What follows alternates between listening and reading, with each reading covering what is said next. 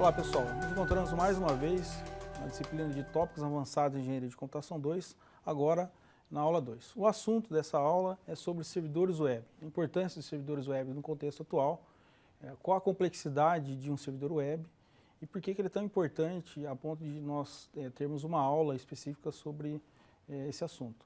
Logicamente que nós não vamos esgotar o assunto aqui numa aula de 15 minutos, mas dar alguns insights para vocês buscarem informações adicionais. Bom, o objetivo da aula é tratar do histórico do primeiro servidor web do mundo, né, na década de 90, tá? Entender o funcionamento desses servidores e por que eles são importantes no contexto atual, tá?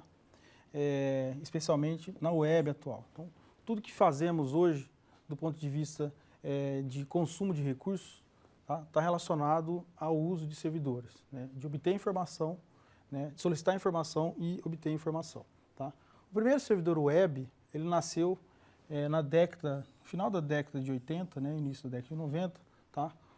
Com o Tim Berners-Lee, tá? Que é conhecido, né, sempre foi conhecido como o pai da web, né, que a gente conhece hoje como www. E aí existe uma confusão um pouco interessante entre www e a internet, né? A internet é uma rede, digamos, a rede das redes, e a www é uma aplicação distribuída. Tá? Então, toda a concepção da www nasce quando o Tim Berners-Lee desenvolveu o primeiro protótipo de servidor web. Tá? Esse servidor web, no contexto de um servidor, de um host físico, tá? Ele é um processo de execução. Um processo que recebe requisições de diversas outras estações e retorna com o que essas estações desejam.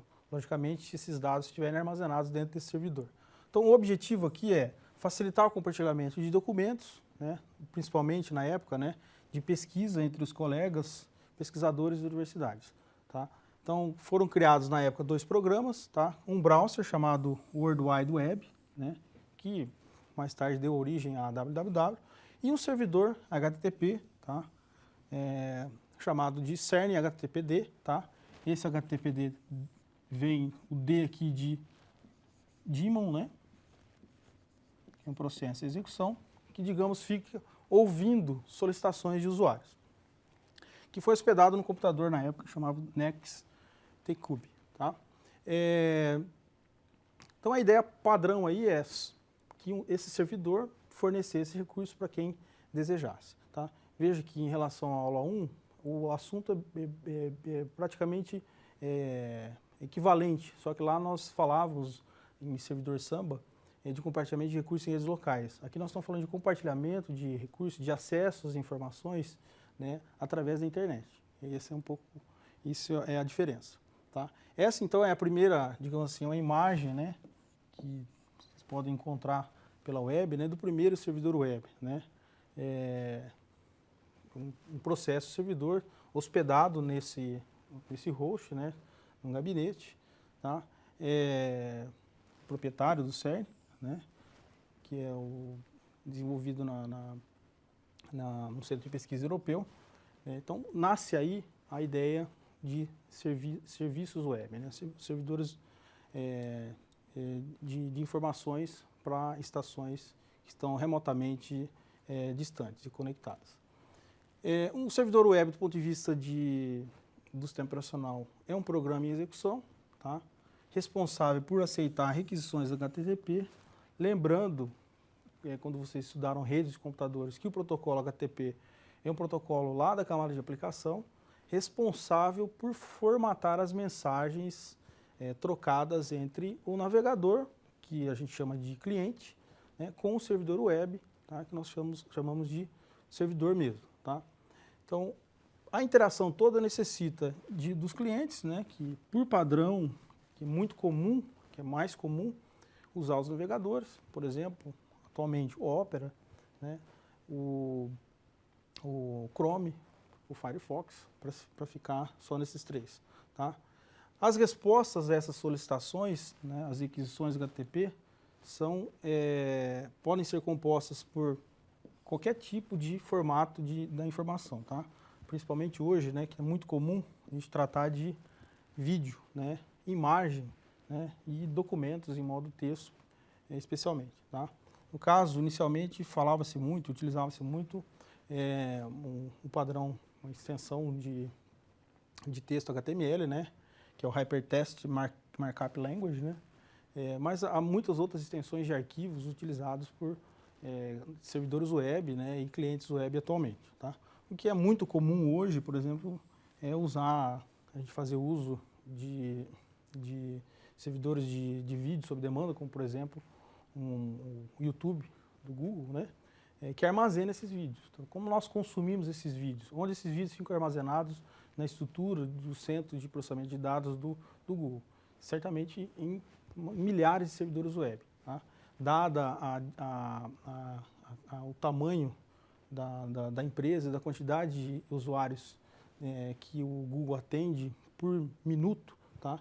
Não é somente um servidor web que daria conta de atender toda a demanda de aquisições o tempo todo. Tá? Então, a gente vai comentar um pouco sobre o processo, por exemplo, de balanceamento de carga de requisições HTTP e respostas HTTP que precisam ser pensados quando há um conjunto de carga de trabalho muito alta para um servidor web.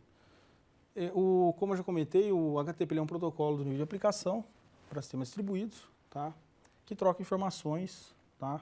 Por hipermídia, tá? Por meio de links, né? E documentos de um modo geral. Ele tem sido utilizado desde a década de 90, logicamente que esse protocolo tem passado por alterações e melhorias, né? É muito comum as aplicações e os browsers utilizarem ainda a versão 1.1. Na verdade, atualmente, há atualizações para a versão 2.0, né, no RFC 7540, tá? Uma das melhorias do HTTP na versão 2.0 é a possibilidade de fazer compactação e descompactação das mensagens, tá? Considerando que boa parte do tráfego da web, né, e da internet é feito através dos servidores web com requisições e respostas, tá? E considerando também uma tentativa de economizar a largura de banda, é interessante pensar numa estratégia em que todas as requisições que são enviadas para o servidor e todas as respostas possam ser compactadas e descompactadas, tá? Também é possível, né, considerando o HTTP, trabalhar com requisições que podem ser encriptadas ou não. Tá? A resposta a uma requisição ela deve ter um código, né? Então toda requisição HTTP ela tem um código e a resposta tem também um código correspondente. Tá? Essa requisição ela tem que ter um código e uma frase de razão. Tá? Então é muito comum quando acontece algum problema ou alguma situação de sucesso da interação da aplicação cliente, né?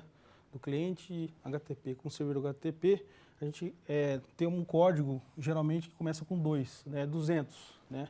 Então, o browser, a depender do tipo de aplicação, retorna uma resposta como a ação, né, a requisição que chegou de um cliente, ela foi recebida com sucesso, foi entendida e foi aceita. Tá?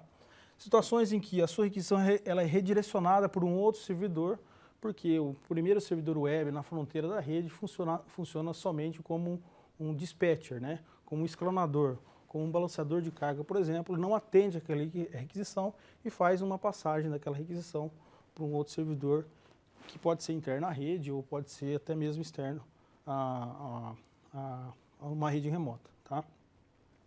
E também não é incomum aparecer problemas relacionados ao código 500, que é quando uma aplicação que deseja interagir com o servidor web através de requisições HTTP, ele não consegue obter a informação desejada. Tá? Então, todos esses códigos eles são implementados no código, né, do processo servidor que representa o servidor web. Tá? Então, tudo isso é implementado no servidor. Tá? Bom, as principais características envolvem a troca de informação com requisição e resposta, como eu já comentei. Tá?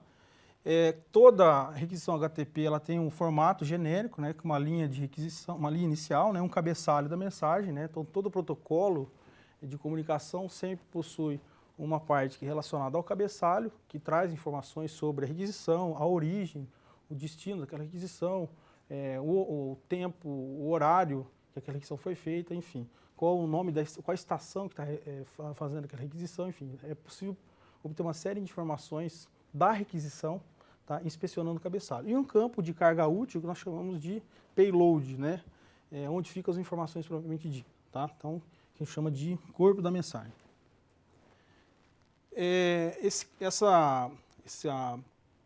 O protocolo, né, ele pode ter informação a respeito do recurso, né, no próprio corpo da mensagem. Então, geralmente, no próprio cabeçalho, a gente pode ter apontamentos para o corpo da mensagem, para fazer inspeção, por exemplo. Tá? Então, alguns exemplos, né, a data que aquela informação foi modificada, né, o tamanho da informação, quer dizer, o que está sendo transportado dentro de uma requisição HTTP, qual o tamanho da informação? É uma informação de áudio, é uma informação de vídeo, é uma informação relativa a um texto, tá? Estático ou dinâmico, tá? O tipo de conteúdo, né? E aí existe um mecanismo que chama MIME, né? Que permite o servidor web interagir com aplicações externas. Então, o que é comum hoje? Existe um formato padrão, que é bastante conhecido, utilizado atualmente, que é o PDF, né? Que é um formato de documento exportável, que toda vez que a gente clica em um site, né, que tem um link para o PDF, é chamado uma aplicação, que fica localizado dentro do sistema operacional, seja ele o Windows ou Linux, né, e abre automaticamente o arquivo. Tá? Então é graças a um outro formato de protocolo que faz o intercâmbio com o servidor web. Tá? Se não existir um leitor de documentos PDF no seu computador, o que vai acontecer? O protocolo MIME não vai reconhecer a existência dessa aplicação externa e vai dizer para o servidor web que aquele arquivo tem que ser baixado, né? Tem que ser feito o download. Tá? Então, isso às vezes acontece. Alguns métodos que são utilizados para fazer a interação do servidor web com os clientes web. Tá? Então, é através dos métodos GET e POST que ocorrem a maior parte das transações de dados na internet hoje, especialmente usando o paradigma de cliente-servidor com servidores web. Então, o método GET ele serve para solicitar um recurso do servidor. Então, toda vez, por exemplo, que nós entramos num site da web, para citar um exemplo aqui, no UOL, por exemplo, tá? Ou no Google, toda vez que a gente digita no browser uol.com.br e aparece toda a estrutura na página do UOL, foi feito GET de cada imagem, de cada link, de cada informação ali disponível. Tá? Então, literalmente, é feito um download dessas informações, de forma temporária na sua máquina. Tá? E o método POST ele é utilizado para nós fazermos envio de dados. Uma aplicação cliente quer fazer envio de dados para um servidor que, de modo geral, está acoplado a um banco de dados. Por exemplo, toda vez que nós vamos preencher um formulário na web para cadastro de informações pessoais, por exemplo, e clicamos um botãozinho ali de enviar, nós estamos, a aplicação cliente aí, representada pelo browser web está fazendo um post para o servidor. Então, eu vou pegar os dados do formulário, compactar, armazenar dentro de uma requisição HTTP e fazer um envio para o servidor web. O servidor web vai reconhecer que dentro daquela requisição existem informações que precisam ser armazenadas no banco. Vai descompactar essa informação e, de modo geral, inserir, ajudar e na interação com o banco de dados, relacional ou não, vai ocorrer o processo de inserção dessas informações no banco de dados. Então veja a importância dos servidores web no mundo atual. Tá? Reforçando, o servidor web, do ponto de vista do sistema operacional, ele é um programa de execução, tá? Responsável por aceitar requisições, precisa de clientes, tá? E as respostas podem ser compostas, como eu já comentei, de determinados tipos de arquivos com determinadas extensões. Então, o que o servidor web faz de modo geral? Ele aguarda em requisições, tá? A principal característica dele é ficar, que a gente chama, no jargão técnico, escutando, né? Ele fica o tempo todo esperando que alguém faça alguma solicitação para ele, tá? Então, é por isso que nós conseguimos, toda vez que a gente digita um site no browser, obter informação informação do servidor. uol.com.br, google.com.br, facebook.com, enfim. Porque existe um servidor dessas empresas, um conjunto de servidores dessas empresas que ficam o tempo todo esperando por solicitações. Eles ficam literalmente, o processo que representa o servidor web fica em execução. Tá? Depois de aguardar as requisições e receber uma solicitação de um cliente, ele vai tratar essa requisição. Tá? Literalmente inspecionar essa requisição, para saber de onde é a origem dessa requisição, qual é o conteúdo dela e para onde que ela vai. Tá? Uma vez tratada a requisição, ele vai responder com um código HTTP de resposta para o cliente. Tá? Então, quando nós entramos no site pela primeira vez, o código de resposta qual que é? Se o servidor web estiver ativo no momento, ele vai nós vamos ver toda a informação do conteúdo da página inicial do site na tela. Tá? Então, o cliente ele requisita um recurso, esse recurso pode ser um HTML, arquivo em vídeo, imagem, enfim.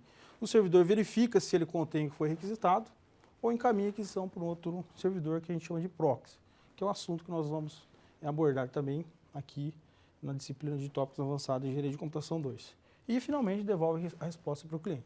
Então, o processo de modo geral, né, a interação ela é simples, tá? Mas existe toda uma complexidade envolvida por trás disso. Tá? Logicamente que nós não vamos conseguir tratar de toda essa complexidade e existem algumas atividades selecionadas para vocês para estenderem um pouco mais o assunto. Tá? Então, os clientes, né, são os mais variados possíveis do ponto de vista de recurso físico, né? Mas do ponto de vista lógico, né? Esse cliente aqui ele pode gerar várias requisições, né? E esse aqui também, e esse também, e aqui ele pode tratar de celular, de tablet, enfim. E aqui o servidor que tem conteúdo, tá? Numa estrutura do tamanho de grandes empresas como a Google, o Facebook, por exemplo, a quantidade de servidores que representam um servidor web ele é gigantesca, tá? Então, centenas de milhares de servidores fazendo o mesmo trabalho e cooperando entre eles. Tá? O conteúdo, como eu já mencionei, ele pode ser de várias formas, pode ser estático ou dinâmico, né? O conteúdo, em geral, dinâmico está associado à ligação do servidor web, como, por exemplo, base de dados, tá? Especialmente base de dados e gerenciamento de arquivos, né? Em aplicações que guardam os arquivos, né? O FTP é um serviço antigo, mas ainda bastante utilizado. Né? E até mesmo servidores de e-mail. Tá? E é comum também hoje todos os sistemas de e-mail ficarem disponíveis na nuvem. Tá? E boa parte dos usuários que usam e-mail hoje usa e-mail de algumas empresas. Né? E o acesso ao servidor de e-mail é feito, logicamente, através do processo de requisição e resposta. Né? E o servidor de e-mail está atrelado a um servidor de banco de dados. Todas as mensagens, um servidor de banco de dados e um servidor web. As mensagens que nós verificamos, né, e olhamos e respondemos diuturnamente, né, ficam armazenadas em um servidor de e-mail que está acoplado, logicamente, ao servidor web para permitir o acesso dinâmico e rápido. Tá? Então, tomando como exemplo, né, o site universo.br/curso, né, como é que vai ser esse processo? O navegador ele vai quebrar o URL em 3 partes, tá? Um é o protocolo, que pode ser HTTP ou HTTPS, uma versão segura, que é bastante utilizado com acesso aos sistemas bancários na internet, tá? O nome do servidor, tá? universo.br, e o nome do arquivo. No caso, aqui o nome do arquivo está sendo representado por um diretório, tá? Então, o navegador vai se comunicar com o serviço de nomes, tá? No caso da Univesp, né? Eu fiz uma busca para esse domínio e deu ESP atualmente, tá? E vai fazer a tradução e trazer a página inicial da Univesp, tá? Durante esse processo é criada uma conexão entre o navegador e o servidor na porta 80, tá? A porta 80 ela é padrão nos servidores, por isso que a gente não enxerga essa porta no navegador, mas alguns serviços é possível que a gente tem que passar a porta diretamente, né? De acordo com o protocolo, ele envia uma solicitação para obter o arquivo desejado, o servidor envia o texto de volta, né? E o navegador formata a página. Bom, conclusão. É importante conhecer desse assunto, tá? Em função do uso cotidiano dos servidores atualmente, tá? Dos servidores web. Então, a interação, praticamente quase toda a interação de dados, né, especialmente comerciais, na internet, né, é feita através dos servidores web. Tá? Nós consumimos informações e enviamos informações para esses servidores. Tá? Todos os sites, sejam eles estáticos ou dinâmicos, ele fornece conteúdo aos clientes. Um dos mais utilizados e conhecidos do mundo é o Apache. Tá? O acesso aos servidores de compartilhamento de arquivo, e-mail, jogos, né, online, só é possível com a implementação dos servidores web. Então, atualmente, para fazer uso de jogos online, é preciso fazer um cadastro num site, né, para liberar o acesso, para você encontrar jogadores, para comprar componentes do jogo, enfim. Então, toda a interação depende dos servidores web. Tá? Então, é um assunto importante que vocês devem ter especial atenção, especialmente nas atividades que são requisitadas e através de alguns tutoriais que estão disponíveis para o curso. Tá? Então, lembrando das atividades, tá? Nós nos encontramos na aula 3. Obrigado.